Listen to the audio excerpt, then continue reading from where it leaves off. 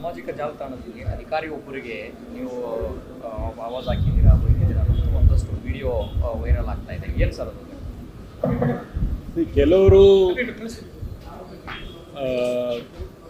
ಕೆಲವರು ಅಧಿಕಾರಿಗಳು ಸಾಮಾನ್ಯವಾಗಿ ಸಾರ್ವಜನಿಕರ ಸಮಸ್ಯೆಗಳನ್ನು ಭಾಳ ಸೀರಿಯಸ್ ಆಗಿ ಗಂಭೀರವಾಗಿ ತಗೊಳ್ಳೋದಿಲ್ಲ. ಸೊ 1, 2, 3 ಬಾರಿ ನಮ್ಮ ಬಳಿ ಅಂಥ ಸಮಸ್ಯೆ ಬಂದಾಗ ಕೆಲವು ಅಧಿಕಾರಿಗಳು ನಿರ್ಲಕ್ಷಿಸ್ತಾರೆ ಅಂತ ಆ ಥರ ಬಂದಾಗ ಮತ್ತು ನಾವು ಮೀಟಿಂಗ್ ಕರೆದ್ರೂ ಕೂಡ ಆ ಮೀಟಿಂಗೂ ಬರೋದಿಲ್ಲ, ಪಬ್ಲಿಕ್ಕಿಂದ ಅಹವಾಲುಗಳನ್ನು ಕೂಡ ಸೀರಿಯಸ್ ಆಗಿ ತಗೊಳ್ಳೋದಿಲ್ಲ ಅಂತ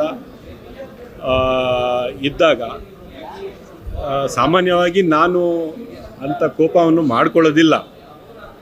ಬಟ್ ಈ ಸಂದರ್ಭದಲ್ಲಿ ನನಗೂ ಕೂಡ ಸ್ವಲ್ಪ ಕೋಪ ಬಂತು. ಯಾಕಂದರೆ ಪಬ್ಲಿಕ್ ಸಮಸ್ಯೆಗಳನ್ನು ಅಟೆಂಡ್ ಮಾಡ್ತಾ ಇಲ್ಲ ಸರಿಯಾಗಿ, ಮತ್ತು ನಾನು ಮೀಟಿಂಗ್ ಕರೆದ್ರೂ ಬಂದಿಲ್ಲ ಅಂತ ಹಿಂದೆನೂ ಈ ಥರ ಆಗಿದೆ, ಮೀಟಿಂಗ್ ಕರೆದ್ರೆ ಬರದೇ ಇರೋದು. ಸೊ ಹಾಗಾಗಿ ಸ್ವಲ್ಪ ಕೋಪ ಮಾಡಿದ್ದೇನೆ. ಬಟ್ ನಾನು ವಿಷಾದ ವ್ಯಕ್ತಪಡಿಸ್ತೀನಿ, ಆ ಥರ ಕೋಪ ಮಾಡಬಾರ್ದಿತ್ತು.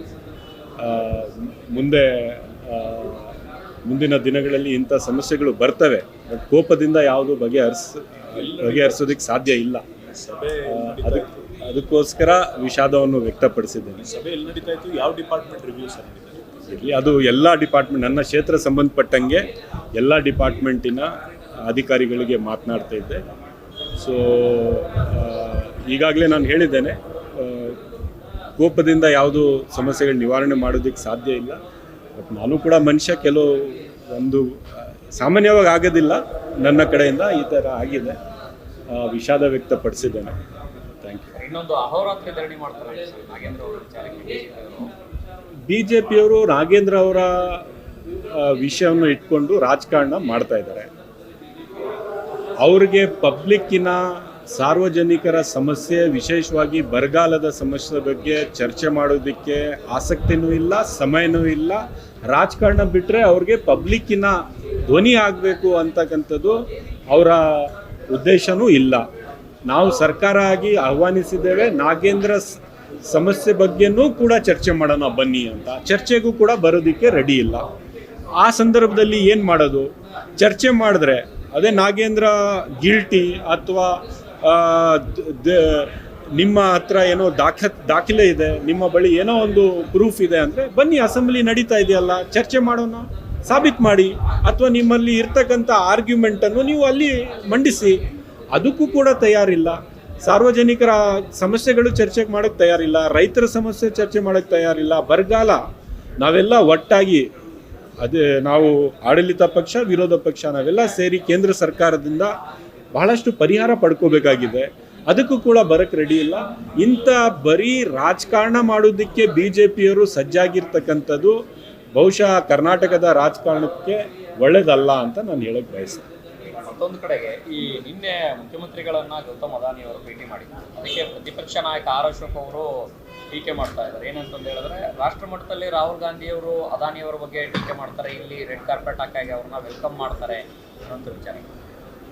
ನೋಡಿ, ರಾಜ್ಯ ಸರ್ಕಾರ ಯಾರೇ ಒಬ್ಬ ವ್ಯಕ್ತಿ ಮಾನ್ಯ ಮುಖ್ಯಮಂತ್ರಿಗಳಿಗೆ ಭೇಟಿ ಮಾಡ್ತೀನಿ ಅಥವಾ ನಿವೇಶನ ಮಾಡ್ತೀನಿ ಅಥವಾ ನನ್ನ ಹತ್ರ ಯಾವುದೇ ಒಂದು ಪ್ರಪೋಸಲ್ ಇದೆ ಅಂತ ಬಂದರೆ ನಾವು ಕೂತ್ಕೊಂಡು ಮಾತನಾಡಬೇಕಾಗುತ್ತೆ. ಮಾತನಾಡೋದಕ್ಕೆ, ಚರ್ಚೆ ಮಾಡೋದಕ್ಕೆ ನಮ್ಮ ಆಕ್ಷೇಪ ಇಲ್ಲ. ಎಲ್ಲಿ ಆಕ್ಷೇಪ ಇದೆ ಅಂದರೆ, ಕೇಂದ್ರ ಸರ್ಕಾರದವರು ಅದಾನಿ ಕಂಪನಿಗೆ ದತ್ತು ಪಡ್ಕೊಂಡು ಇರೋದು ಬರೋದು, ಕಾಂಟ್ರಾಕ್ಟು ಇರೋದು ಬರೋದು ಎಲ್ಲ ಬಿಸ್ನೆಸ್ಸು ಬೇರೆಯವರಿಂದ ಕಿತ್ಕೊಂಡು ಅದಾನಿಯವ್ರಿಗೆ ಕೊಟ್ಟಿರ್ತಕ್ಕಂಥ ನಿದರ್ಶನಗಳಿದಾವಲ್ಲ, ಅದ್ರ ವಿರುದ್ಧವಾಗಿ ರಾಹುಲ್ ಗಾಂಧಿ ಅವರು ಮಾತನಾಡಿರೋದು. 4 ಕಾಂಟ್ರಾಕ್ಟ್ 10 ಕಾಂಟ್ರಾಕ್ಟ್ ರಾಜ್ಯ ಸರ್ಕಾರದಲ್ಲಿ ಇದ್ದು 1 ಅದಾನಿಗೆ ಹೋಗಿ 9 ಬೇರೆಯವ್ರಿಗೆ ಹೋದರೆ, 2 ಅದಾನಿಗೆ ಹೋಗಿ 8 ಬೇರೆ ಬೇರೆ ಕಂಪನಿಗೆ ಹೋದರೆ ಪ್ರಾಬ್ಲಮ್ ಇಲ್ಲ. ಆದರೆ ಕೇಂದ್ರ ಸರ್ಕಾರದಲ್ಲಿ ಯಾವುದೇ ಬಿಸ್ನೆಸ್ಸು ಹೊರಗೆ ಬಂದ್ರೂ ಎಲ್ಲವೂ ಅದಾನಿಗೆ ಹೋಗುತ್ತೆ ಅಲ್ಲ. ಮ್ಯಾನಿಪುಲೇಷನ್ ಮಾಡಿ ಪ್ರಧಾನಮಂತ್ರಿಗಳ ನಿಕಟ ಸಂಪರ್ಕದಲ್ಲಿ ಇದ್ದಾರೆ ಅಂತ ಹೇಳಿ ಎಲ್ಲ ಮ್ಯಾನಿಪುಲೇಟ್ ಮಾಡಿ, ಎಲ್ಲ ಏರ್ಪೋರ್ಟು ಅದಾನಿಗಳಿಗೆ, ಅದಾನಿ ಕಂಪ್ನಿಗೆ, ಎಲ್ಲ ಪೋರ್ಟು ಅದಾನಿ ಕಂಪ್ನಿಗಳಿಗೆ, ಎಲ್ಲ ಸಿಮೆಂಟ್ ಪ್ಲ್ಯಾಂಟು ಅದಾನಿ ಕಂಪ್ನಿಗೆ, ಯಾವ ಕಂಪ್ನಿ ಅವರ ಮಾತನ್ನು ಕೇಳದೇ ಇದ್ದಾಗ ಅವ್ರ ಮೇಲೆ ED CBI ದಾಳಿ ನಡೆದಿರ್ತಕ್ಕಂಥದ್ದು ಎಲ್ಲವನ್ನು ನೋಡಿದ್ದೇವೆ. ಅದು ಮಾತ್ರ ನಾವು ನಮ್ಮ ನಾಯಕರಾದಂಥ ರಾಹುಲ್ ಗಾಂಧಿಯವರು ವಿರೋಧ ಮಾಡಿರೋದು. ನ್ಯಾಯವಾಗಿ ಟೆಂಡರ್ ಹಾಕಿ ಸರಿಯಾಗಿ ಇದ್ದರೆ ನೀವು ಯಾವುದೋ ಬಿಸ್ನೆಸ್ ಮಾಡ್ತೀವಿ ಅಂದರೆ ನಮಗೇನು ಆಕ್ಷೇಪ ಇಲ್ಲ. ಸೊ ಅದರಲ್ಲಿ ವ್ಯತ್ಯಾಸ ಇದೆ, ಅದು ಬಿ ಜೆ ಪಿಯವರು ಅರ್ಥ ಮಾಡ್ಕೋಬೇಕು.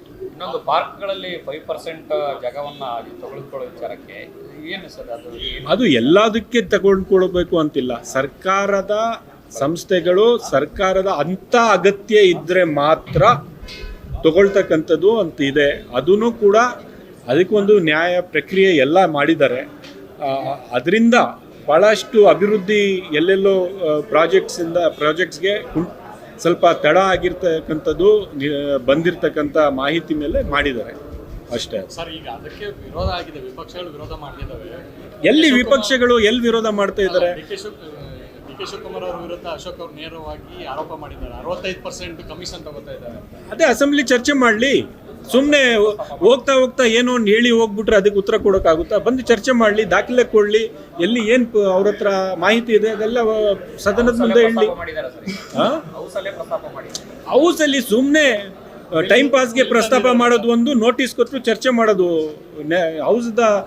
ಸದನದ ನಿಯಮಗಳಿದಾವಲ್ಲ, ಯಾಕೆ ಚರ್ಚೆ ಮಾಡ್ತಾ ಇಲ್ಲ? ಯಾಕೆ ನೋಟಿಸ್ ಕೊಡ್ತಾ ಇಲ್ಲ? ಯಾಕೆ ಮುಂದೆ ಬರಲಿ, 3 ಅವರ್ ಚರ್ಚೆ ಮಾಡೋಣ ಬನ್ನಿ ಅಲ್ವಾ? ಆ ಧೈರ್ಯ ಅವ್ರಿಗಿಲ್ಲ. ರಾಜಕಾರಣ ಮಾಡೋಕ್ಕೆ ನಾಗೇಂದ್ರ ಇಶ್ಯೂವನ್ನು ಇಟ್ಕೊಂಡಿದ್ದಾರೆ.